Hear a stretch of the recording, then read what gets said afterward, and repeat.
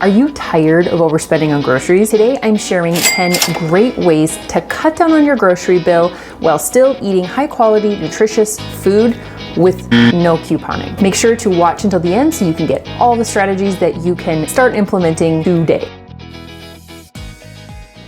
Hey everybody, it's Ashley, and like I mentioned, today we are going to be talking about how to save money on food. I was sitting here making our granola, which I do every couple weeks. It's one of those ways that I save money on food by making something that's ready to go for my family. And I was just thinking, man, there's so many different ways that you can save money on groceries, which is such a hot topic right now because grocery prices have gone up so much. And so I thought that I would condense a lot of the things that I'm doing now to really be a lot more mindful of my spending. So here we go. The first tip I want to share with you is to take care of your nutrition first. When it comes to saving on food and groceries and trying to reduce that budget, a lot of times our nutrition can kind of take a back seat. But what's really important is that we actually put nutrition in the absolute front. If we're filling our meals with refined grains like white flours, white pastas, but we get hungrier faster. And part of that is because we burn through it so quickly. And part of it is also that those foods aren't actually meeting our nutritional needs. Opting for things that are going to actually fulfill our nutritional needs first is going to be super important to feeling satiated and making sure that we are strong and healthy. So my second tip kind of piggybacks on the first one, and it is to go for the good stuff first.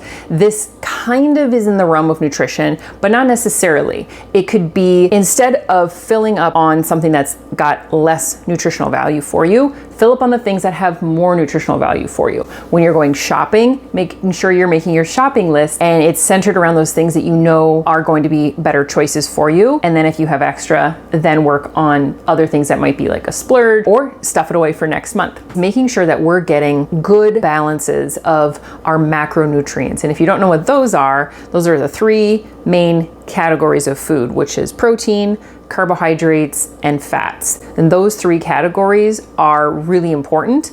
And if we have way too much of one, we won't have room for the other, or our body will be so busy dealing with that one that it is just going to be much more out of balance. One thing that I have actually found very surprising is that you can buy a bag of sweet potatoes, I think at Costco, for like $5 or $6. That's a lot of food. One box of cereal could easily cost that same amount of money and is going to be so much of a lower quality food for your body. So there really is a difference when making choices with food, and cost doesn't necessarily get in the way of those higher quality choices. Okay, my third tip is going to be to cook from scratch. Now, this might seem like an obvious one, but the closer we can get to cooking things from scratch, the lower our overall bill can be. Anything that is prepackaged or has been manufactured in some way, a lot of money has gone into that and the entire process. Companies have to pay for their buildings, their workers, and all of this extra stuff.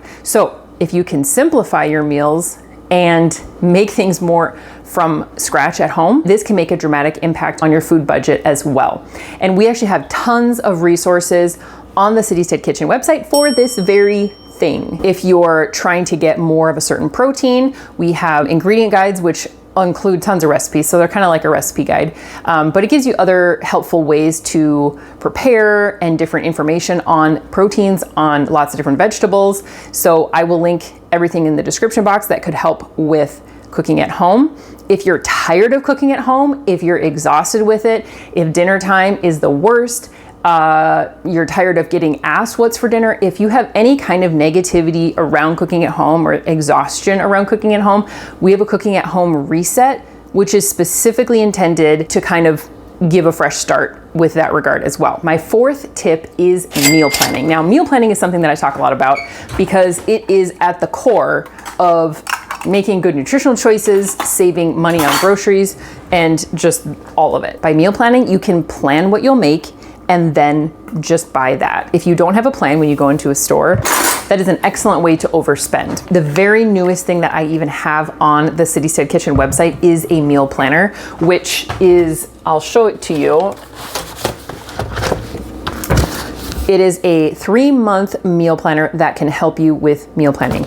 And it's got some information, ways to keep track of budget, speaking of saving money on groceries, different tips The meal planning pages look like this so that you can take an inventory of what you have, make meals out of that, and then fill in for your week here. It has this nice spiral binding so that you can lay it flat, which I find incredibly helpful. Another one of my favorite parts is the shopping list because it gives you everything organized by area of the store. And then on the very back of the page, so you can just rip it out, is the by store list. So you can just pull this out and just take it with you to the store. Anyway, there's lots of different stuff in here as well, not just those. I have a video on the website that goes through the details page by page. You can see exactly what is in there. There's been no surprises. And if you want to go ahead and snag one of those, use the code PLANNER. It'll give you 15% off because it is a brand new product. Number 5 is going to be use leftovers fast and smartly. In our house, if they sit around for 6-7 days, we're not going to want to eat them. We are going to be throwing those out, which is going to be a waste of food. If you think about it, once you've actually made your food, it is the most expensive that it will ever be. You have gone through all the work of planning, making it. You've put, electricity, time, gas, whatever, all these things into it.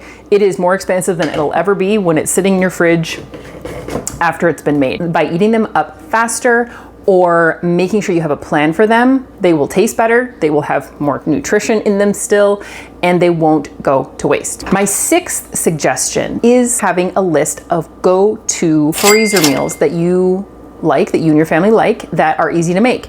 And the reason for this is it can be sort of like your fast food stash that if you realize, oh my gosh, things are a little crazy today, we need a different plan, you've got these other options at your disposal. Now, when preparing for these freezer meals, you can certainly go out and shop so you have them, which would save you money on, getting something out to eat or something that's partially prepared that would be a little bit more expensive. But then if you find a good deal on something in the store that you use regularly in those freezer meals, you can stock up and you actually have a purpose for them.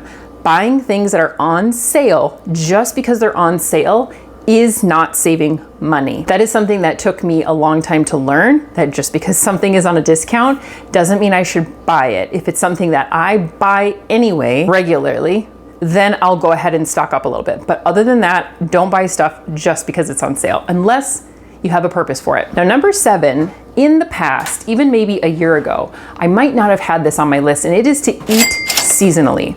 Now, what I mean by that is the things that are in season for summer are going to be different than what's in season for the winter. I had this quick little seasonal produce guide in here too. For quick reference, while you're making your meal plan, hey, what again is in season? Let me see if there's anything on there that we need for our meal plan. If you've ever had a garden and you have things that start to produce, it's not at peak production right away. You might get, like we just got a few pea pods off of our plants, but in maybe like 4 or 5 days, we're gonna have so many every single day, we're gonna have to start freezing it or finding other things to do with it. And that's the same way it works with seasonal produce. Not only you first see sweet corn in the store and you're, oh my gosh, it's sweet corn, it's summer, so you grab it. But if you wait 2 weeks, you'll find that those prices are going down because the volume of corn available is so much higher as all of the corn growers have all of their corn in, and they need to move it. They need to move it fast, which means that there is going to be a lower price on that good. Another example is just the fact that you can buy anything year round. You can buy a tomato, whether it's the middle of winter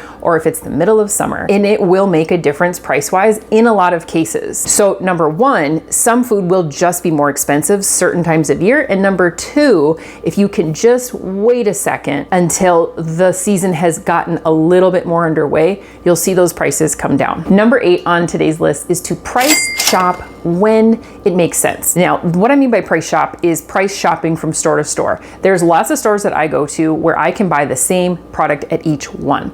And let's take barbecue sauce. I buy barbecue sauce in glass jars. That is a requirement that I almost always make sure I do. And I can get this same barbecue sauce in one store, and it is usually around between $3 and $4. I will go to a different store, the exact same barbecue sauce will cost between $6 and $7. Nothing different about it. It's not bigger. It's almost double the price. And when I first noticed that, I just about tipped over. Like, that's insane. Now, fortunately, the one store that it was more pricey in, I don't actually go to very often. However, this goes to show that there are price differences depending on store to store, which I'm sure you're aware of. And if you need one item, it might not make sense to go to one store just for one item, especially if it's out of your way. But even if it's not out of your way, the time and the gas that it would take to go get that one single item might not make sense. So it price shop, but only if it makes sense and you can group items. Sometimes if I find that I only needed like 2 items at a store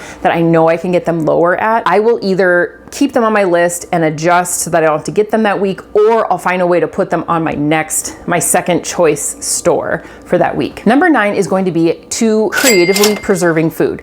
Now on my channel, I have a lot of different food preservation strategies, from fermenting to dehydrating to canning, pressure, water bath, freezing, lots of different ways. And you can do that with anything that you get at the grocery store, and it can help extend it so you can utilize discounts, but you can also prevent it from going bad. So right now we have a CSA, which is community supported agriculture.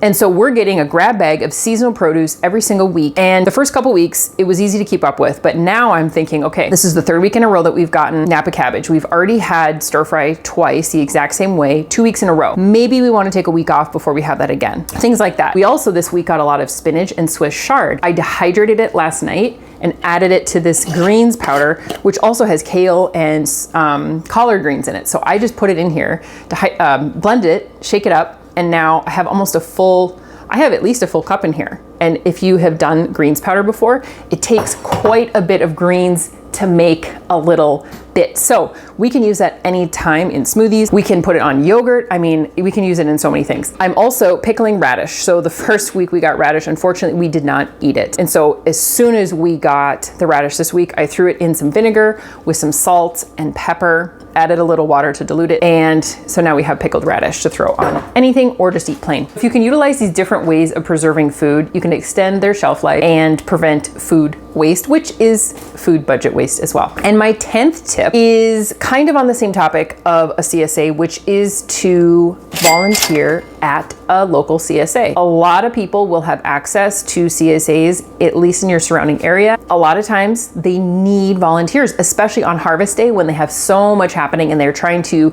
pick everything as fresh as possible, get things boxed up, and deliver it to all the different places that need deliveries. In exchange for this volunteer effort, they will often send you home with produce. So it's sort of an exchange for your time.